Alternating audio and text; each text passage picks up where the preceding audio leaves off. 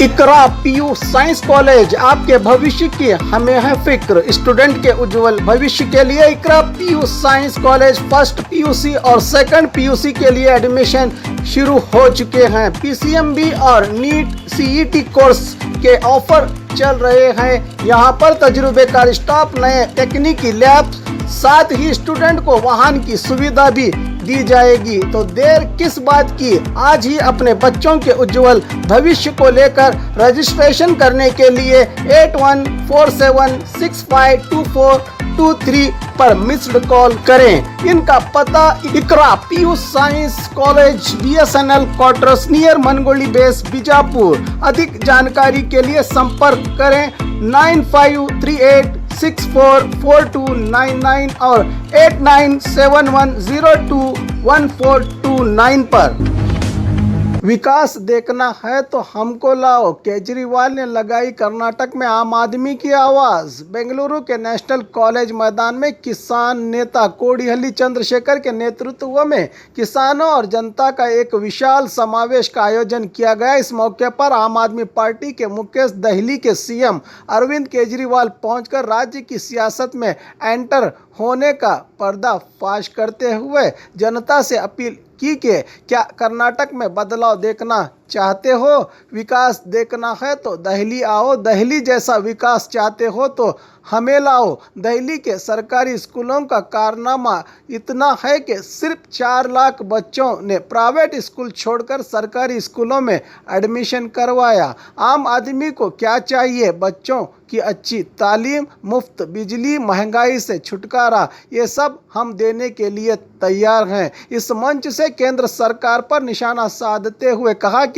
जिस तरह रावण का अहंकार राम जी ने तोड़ा, उसी तरह केंद्र सरकार का अहंकार किसानों ने तोड़ दिया। आने वाले चुनाव में किसानों के इस समावेश से ये बात साफ हो गई कि किसान नेता कोडिहल्ली चंद्रशेखर के सहयोग से राज्य में आम आदमी पार्टी हिस्सा लेकर पंजाब और दिल्ली की तरह कोई भी करिश्मा कर सकती है। ಇದಕ್ಕೆ ನಾವು ನೀವೆಲ್ಲರೂ ಕೂಡ ಸಾಕ್ಷಿಯಾಗಬೇಕು। ಇದನ್ನ ಮಾತಾಡ್ತಾ ಕರ್ನಾಟಕ ರಾಜ್ಯ ರೈತ ಸಂಘಕ್ಕೆ ಏನು ಅನೇಕ ಬದಲಾವಣೆಗಳನ್ನು ತರ್ತಾ ನಾಡಿನಲ್ಲಿ ಒಂದು ಸಾಮಾಜಿಕ ಜವಾಬ್ದಾರಿಗಳನ್ನು ಪಾಲನೆ ಮಾಡ್ತಾ ಆಯಾಯ ಕಾಲಕ್ಕೆ ಸರ್ಕಾರಗಳಿಗೆ ಕಿವಿ ಹಿಂಡಿ ತಿಳುವಳಿಕೆಯನ್ನು ಹೇಳ್ತಾ ಏನೇ ಮಾಡಿದರೂ ಕೂಡ ನಾವು ಮಾತ್ರ ಬದಲಾವಣೆ ಆಗೋದಿಲ್ಲ ಅಂತ ಹೇಳಿ ನಡ್ಕೊಳ್ಳುವ ಸನ್ನಿವೇಶದಲ್ಲಿ ನಾವು ಸುಮ್ಮನೆ ಇರೋಕ್ಕಾಗೋದಿಲ್ಲ ಕಾಂಗ್ರೆಸ್ನವರೇ, ನಾವು ಸುಮ್ಮನೆ ಇರೋಕ್ಕಾಗೋದಿಲ್ಲ ಮಾನ್ಯ ದೇವೇಗೌಡರೇ. ದೇವೇಗೌಡರು ನಮಗೆಲ್ಲ ತಂದೆ ಸಮಾನ, ಹೌದೇನಪ್ಪ? ಹಿರಿಯರು, ಪ್ರಧಾನಿಗಳಾದವರು.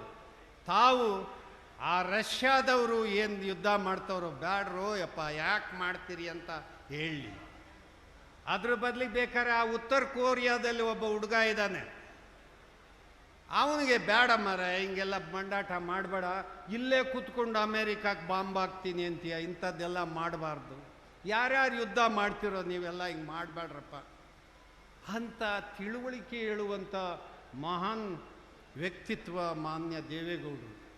ಅದನ್ನು ಬಿಟ್ಟು ತಾವು ಸೀಮಿತವಾದಂಥ ಕುಟುಂಬಕ್ಕೆ ತಮ್ಮ ಈ ಇಳಿ ವಯಸ್ಸಲ್ಲಿ ಕೆಲಸ ಮಾಡ್ತಕ್ಕಂಥದ್ದು ತರವಲ್ಲ.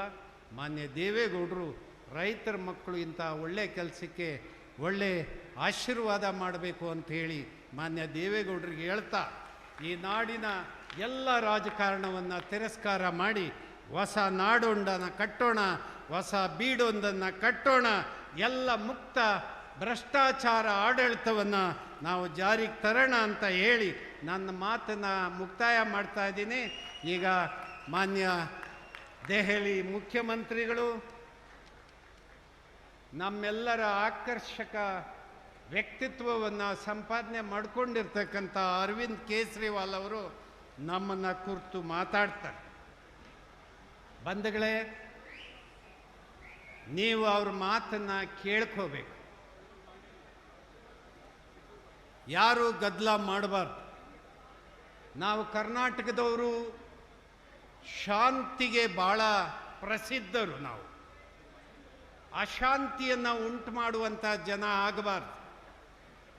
ನಾವು ಬಸವಣ್ಣನ ನಾಡಿನವರು. ಹನುಮಂತನ ಬೀಡು ನಮ್ಮದು. ಹನುಮಂತ ಭಾರಿ ಪರಾಕ್ರಮಿ, ಭಾರಿ ಶೂರ ಧೀರ. ಅವನದು ಊರ್ಯಾವುದು? ಊರ್ಯಾವ್ದಪ್ಪ? ಕಿಷ್ಕಿಂಧ. ನಮ್ಮೂರಿನವರು, ಈ ನಾಡಿನ ಮಗ ಅವನು. ಆ ಕಾರಣಕ್ಕೆ ಇಂಥ ಭಾಳ ದೊಡ್ಡ ನಾಡು ನಮ್ಮದು. ಹಾಗಾಗಿ ಏನಾರು ಒಂದು ಸಾಧನೆ ಮಾಡೋ ಕಡೆಗೆ ನಿಮ್ಮ ಪ್ರಯತ್ನವನ್ನು ಮಾಡೋಣ. ಈಗ ಅರವಿಂದ್ ಅವರು ಮಾತಾಡಲಿ, ಅವ್ರ ವಿಷಯಗಳನ್ನು ನಾವು ತಿಳ್ಕೊಡೋಣ. ನಮಸ್ಕಾರ. ರಾಜಕೀಯ ಮುಖವಾಣಿ ಯಾವುದು ಇನ್ನು ಮುಂದೆ? ರೈತ ಸಂಘದ್ದು ಆಮ್ ಆದ್ಮಿ ಪಕ್ಷ ಅಂತ ಅಧಿಕೃತವಾಗಿ ಘೋಷಣೆಯನ್ನ ಮಾಡಿದ್ದಾರೆ ನಮ್ಮ ಕೋಡಿಹಳ್ಳಿ ಚಂದ್ರಶೇಖರ್ ಅವರು. ಅಧಿಕೃತವಾಗಿ ಸೇರ್ಪಡೆಗೊಳ್ತಿದ್ದಾರೆ. ಬಹುಶಃ ಆಮ್ ಆದ್ಮಿ ಪಕ್ಷಕ್ಕೆ ಒಂದು ದೊಡ್ಡ ಆನೆಬಲ ಸಿಕ್ಕಂತಾಗಿದೆ ಕರ್ನಾಟಕದಲ್ಲಿ ಅಂದ್ರೆ ಅತಿಶಯೋಕ್ತಿ ಆಗ್ಲಿಕ್ಕಿಲ್ಲ. ಕಟ್ಟೋಣ ಹೊಸ ನಾಡೋಣ ಎನ್ನುತ್ತಾ ಪೊರಕೆಯನ್ನ ಹಿಡಿದು ಕೆಟ್ಟದ್ದನ್ನ ಗುಡಿಸೋಣ. ಜನಸಾಮಾನ್ಯರು ಒಂದಾಗಿ ಅಧಿಕಾರಕ್ಕೆ ಮುಂದಾಗಿ ಎನ್ನುವಂಥ ಸಂದೇಶವನ್ನ ಕೊಟ್ಟಿದ್ದಾರೆ. ಶುಭವಾಗಲಿ, ತಮಗೆ ಒಳ್ಳೇದಾಗಲಿ ಅಂತ ಹೇಳ್ತಾ, Kejriwal sir is here. Sir, hope you know about Kannada cinema recently. It had come. Powerful people come from powerful places. It's a very famous dialogue of KGF, which is made by Kannadigas, and it says, history was wrong. Powerful people make places powerful. I think it is very much applicable to you. You're rocking. All the very best and welcome to Karnataka. Jorada Chapale to Arvind Kejriwal sir.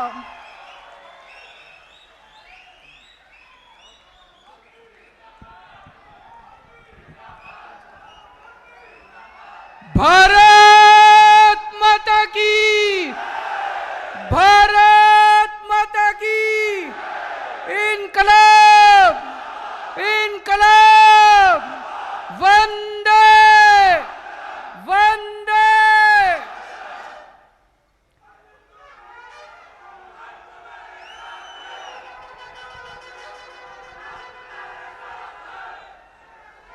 Karnataka के कोने कोने से आए हुए सभी भाइयों बहनों, माताओं, बुजुर्गों, बच्चों, आप सब लोगों को मेरा नमस्कार, सबको मेरा प्रणाम। मंच पे भी चंद्रशेखर जी बैठे हैं, पृथ्वी जी, भास्कर राव साहब और बहुत गणमान्य लोग बैठे हैं। आप सब लोगों को मेरा प्रणाम, सबको मेरा नमस्कार। मैं हिंदी में बोलूँगा, कई लोगों को हो सकता है समझने में दिक्कत हो, उसके बाद कोई उसको ट्रांसलेट कर देंगे। मुझे माफ़ कर दीजिए, मैं कन्नड़ में नहीं बोल पाऊँगा, मैं हिंदी में बात करूँगा। मेरा अभी 2 दिन पहले दांत का एक ऑपरेशन हुआ था। बहुत ज़्यादा मुझे दर्द था, बहुत पेन था, लेकिन मैंने पृथ्वी को बोला कि आज यहाँ पे हजारों किसान आने वाले हैं, आज यहाँ पे किसानों के नेता चंद्रशेखर जी आने वाले हैं, तो चाहे मुझे पेन किलर का इंजेक्शन लगाना पड़े, मैं आऊँगा जरूर यहाँ पे। तो चंद्रशेखर जी, आज मैं बहुत सारे पेन किलर लेके आया हूँ। मुझे आज आना था क्योंकि हम किसानों की इज्जत करते हैं, हमारी पार्टी किसानों की इज्जत करती है। सबसे पहले चंद्रशेखर जी का आम आदमी पार्टी में तहे दिल से स्वागत है। आज यहाँ पे हजारों किसान पूरे कर्नाटक के कोने कोने से आए हुए हैं।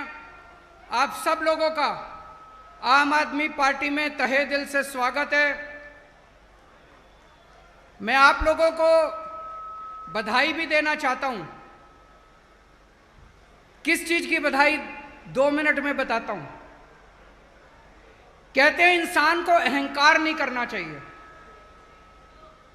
रावण ने अहंकार किया था। रावण सीता माता को हर के ले गया। उसको सबने समझाया कि रामचंद्र जी भगवान हैं, भगवान का अवतार हैं, इनसे दुश्मनी मत लो।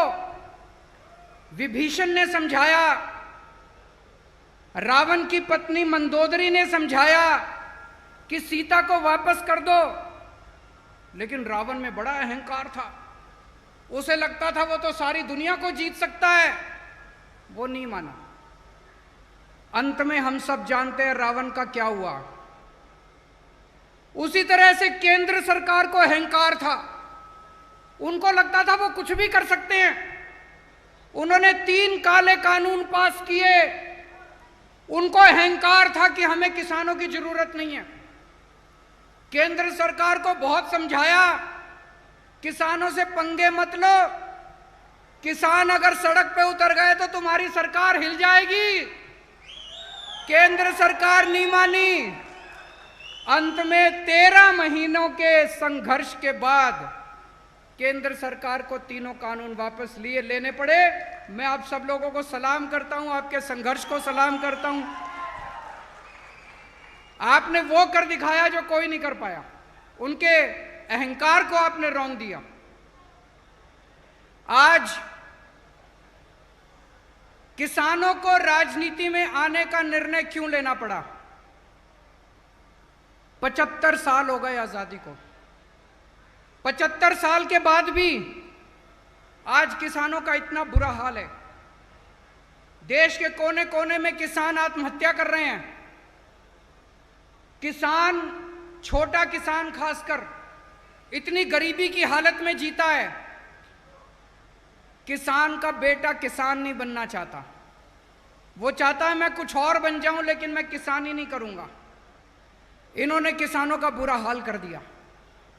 अभी जैसे चंद्रशेखर जी ने बताया, देश का 45% लोग किसानी के ऊपर निर्भर हैं। इतनी बड़ी जनसंख्या के अंदर लोग अगर किसानी पे निर्भर हैं, अगर ये सब लोग इकट्ठे हो जाएं तो बड़ी से बड़ी सरकारों को गिरा सकते हैं। चंद्रशेखर जी, हम भी आंदोलन से निकले हुए हैं।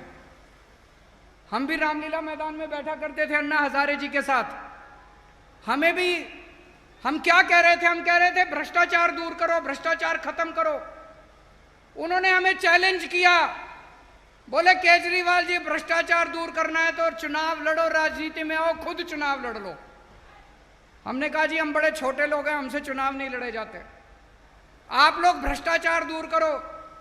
उन्होंने कहा नहीं, आप चुनाव लड़ो और आओ और आप सिस्टम बदलो। मैंने उनको बार बार कहा, इस देश के आम आदमी को मत ललकारो। ये जो आम आदमी बैठा है ना, ये आम आदमी बड़ा पावरफुल है। जिस दिन ये आम आदमी खड़ा हो गया, जिस दिन आम किसान खड़ा हो गया इस देश का, ये बड़े बड़े सिंहासन हिल जाएंगे। इन्होंने हमें ललकारा, आम आदमी पार्टी बनी, पहले दिल्ली में सरकार बनी, फिर पंजाब में सरकार बनी, और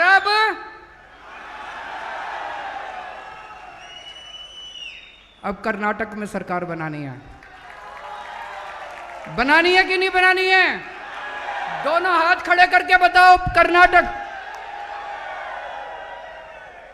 अभी मैं सुन रहा था, चंद्रशेखर जी बोल रहे थे इसके पहले वाली सरकार 20% की सरकार थी, अभी वाली सरकार 40% की सरकार है। दिल्ली में 0% की सरकार है। और ये मैं नहीं कह रहा, दिल्ली में कट्टर ईमानदार सरकार है। 1 पैसे की रिश्वत नहीं लेते, 1 पैसे की। इस बात का सर्टिफिकेट मैं हमारे देश के प्रधानमंत्री नरेंद्र मोदी जी से लेके आया हूं कि केजरीवाल सबसे ईमानदार आदमी है। कैसे? प्रधानमंत्री जी ने मेरे ऊपर सीबीआई की रेड कराई।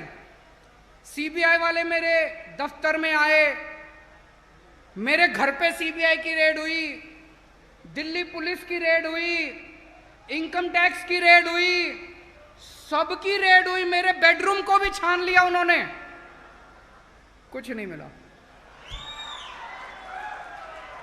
तो हार के प्रधानमंत्री जी को सर्टिफिकेट देना पड़ा कि सबसे देश में सबसे कट्टर ईमानदार एक ही मुख्यमंत्री है, केजरीवाल। उन्होंने मनीष सिसोदिया के ऊपर रेड कराई, मेरे सारे मंत्रियों के ऊपर रेड कराई, मेरे 20 एमएलए के ऊपर रेड कराई, कुछ नहीं मिला उन लोगों को। सबसे कट्टर ईमानदार सरकार है, पहले दिल्ली में बनाई, उसके बाद पंजाब में बनाई, अब कर्नाटक के अंदर भी ईमानदार सरकार बनाई। ये 20% और 40%, ये सारा हिसाब किताब इनका बंद करना पड़ेगा। मैं एक आम आदमी हूं, मुझे पॉलिटिक्स करनी नहीं आती, मैं आप ही की तरह हूं। मेरे भी घर में मेरी वाइफ है, मेरे बच्चे हैं, मेरे माँ बाप मेरे साथ रहते हैं, पर मैं एक आम आदमी का दर्द समझता हूं। एक आम आदमी किस तरह से इतनी महंगाई के जमाने में अपने बच्चों को पालता है, मैं ये समझता हूं। एक आम आदमी क्या चाहता है कि मेरे बच्चों को अच्छी शिक्षा मिले, अच्छे स्कूल में शिक्षा मिले। जब हमारी सरकार बनी, दिल्ली में सरकारी स्कूलों का बहुत बुरा हाल था। कर्नाटक में भी मुझे बताते हैं सरकारी स्कूलों का बुरा हाल है कि नहीं है? सरकारी स्कूलों का बहुत बुरा हाल था। आज दिल्ली के सरकारी स्कूल प्राइवेट से ज्यादा अच्छे हैं। 5 साल के अंदर, 5 साल में हमने दिल्ली के सरकारी स्कूल बदल दिए। इस साल सरकारी स्कूलों का, दिल्ली के सरकारी स्कूलों का 99.7% रिजल्ट आया है। 99.7%। मैं आप सब लोगों को इनवाइट करता हूं, आप दिल्ली आइए। दिल्ली आके हमारे दिल्ली के सरकारी स्कूलों को देखिए, शानदार सरकारी स्कूल। सरकारी स्कूलों में स्विमिंग पूल हैं, लिफ्ट हैं, शानदार ऑडिटोरियम है। आपने प्राइवेट स्कूल ऐसे नहीं देखे होंगे जितने अच्छे सरकारी स्कूल। इस साल 4 लाख बच्चों ने 4 लाख बच्चों ने अपने नाम कटवा के, प्राइवेट स्कूल से नाम कटवा के सरकारी स्कूल में भर्ती हुए। This is magic. 75 साल में देश में ऐसा नहीं हुआ। पूरे देश के अंदर सरकारी स्कूलों का बुरा हाल है, दिल्ली के अंदर सरकारी स्कूल शानदार सरकारी स्कूल। कर्नाटक में चाहिए कि नहीं चाहिए? केवल आम आदमी पार्टी कर सकती है। दिल्ली में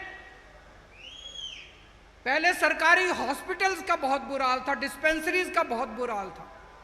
आज दिल्ली में इतने शानदार हॉस्पिटल कर दिए। अब लोग मैक्स में, अपोलो में, फोर्टिस में, बड़े बड़े हॉस्पिटल में नहीं जाते, दिल्ली के सरकारी हॉस्पिटल के अंदर अपना इलाज कराते हैं। और सारा इलाज मुफ्त है, सब कुछ मुफ्त है। आपको अगर बुखार है, क्रोसिन चाहिए, वो भी मुफ्त है। अगर आपको बहुत बड़ी बीमारी हो गई, किडनी ट्रांसप्लांट कराना, 40 लाख 50 लाख रुपए का भी खर्चा आएगा, वो भी मुफ्त है। दिल्ली सरकार दिल्ली के 2 करोड़ लोगों के लिए, दिल्ली में 2 करोड़ लोग रहते हैं, दिल्ली के 2 करोड़ लोगों के लिए हमने सारा इलाज मुफ्त कर दिया। दिल्ली में बिजली भी मुफ्त है। ये मैजिक है। पहले दिल्ली में बिजली खूब जाया करती थी, 7-7, 8-8 घंटे के पावर कट लगते थे। अब दिल्ली में 24 घंटे बिजली आती है और मुफ्त बिजली मिलती है लोगों को। 0 बिजली के बिल आते हैं, 0 बिजली के बिल। आप लोग आश्चर्य करेंगे कैसे? एक ही चीज है, हम ईमानदार हैं, हम पैसे नहीं खाते, हर चीज में पैसे बचाते हैं, ईमानदार सरकार है। इतना पैसा बचाया हम लोगों ने, इतना पैसा बचाया। इतनी महंगाई के जमाने में हमने 5 चीजें मुफ्त कर दी दिल्ली के लोगों के लिए। शिक्षा मुफ्त है, शानदार सरकारी स्कूल, आप अपने बच्चों को सरकारी स्कूल में भेजो, सब कुछ मुफ्त।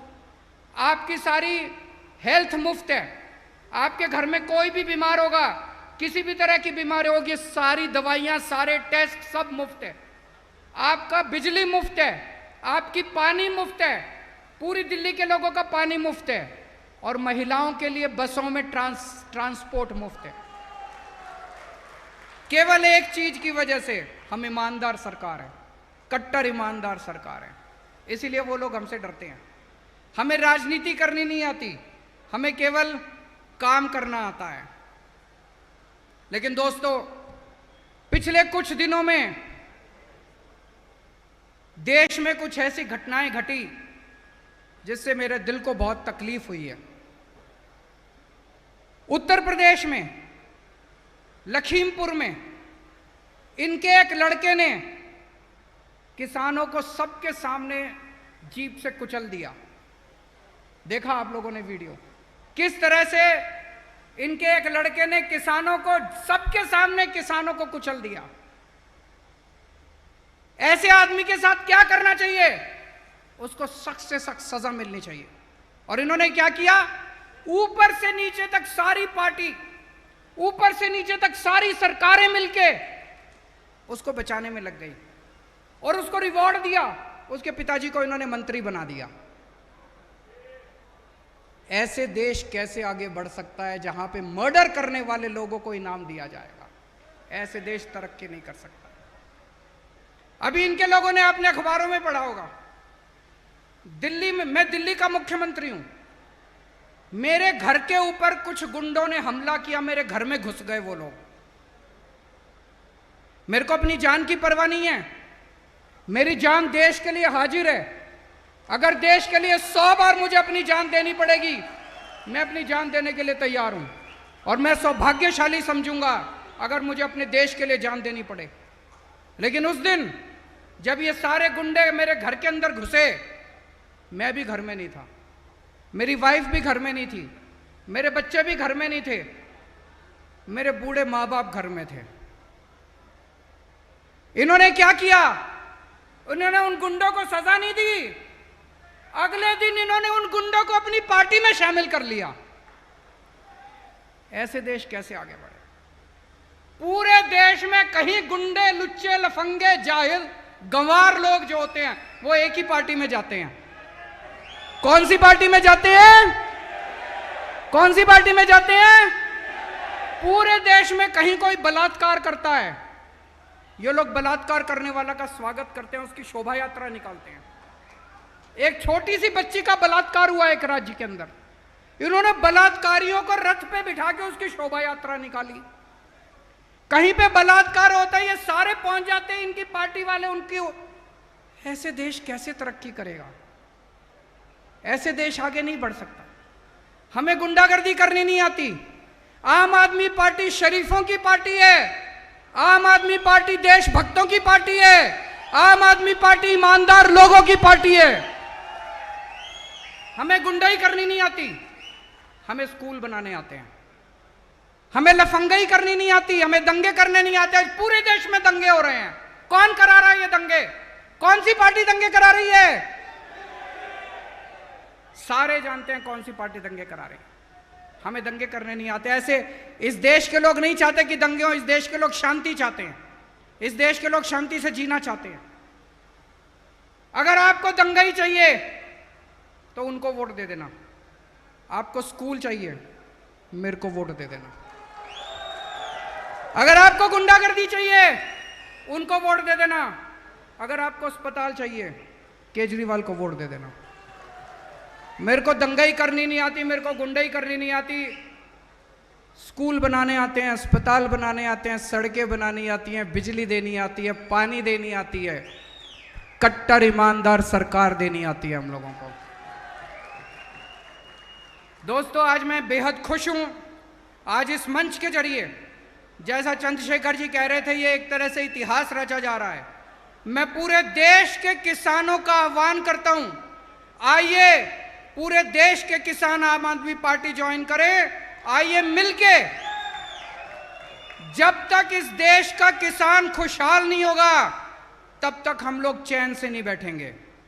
भारत माता की इनकलाब, इनकलाब।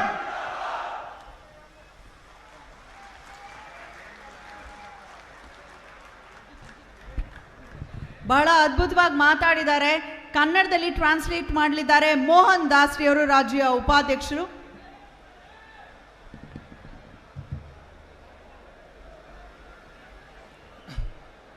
ಎಲ್ರಿಗೂ ನಮಸ್ಕಾರ.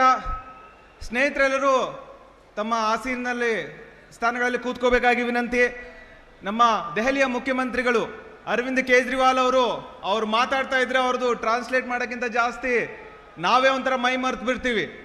ಆದ್ರೂ ಅವ್ರು ಏನು ಮಾತಾಡಿದ್ರೆ ಒಂದು ಸ್ವಲ್ಪ ಸಾರಾಂಶವನ್ನ ನಿಮ್ಮ ಮುಂದೆ ಇಡ್ತೀನಿ, ಎಲ್ಲರಿಗೂ ಅದು ಅರ್ಥ ಮಾಡಿಕೊಂಡು.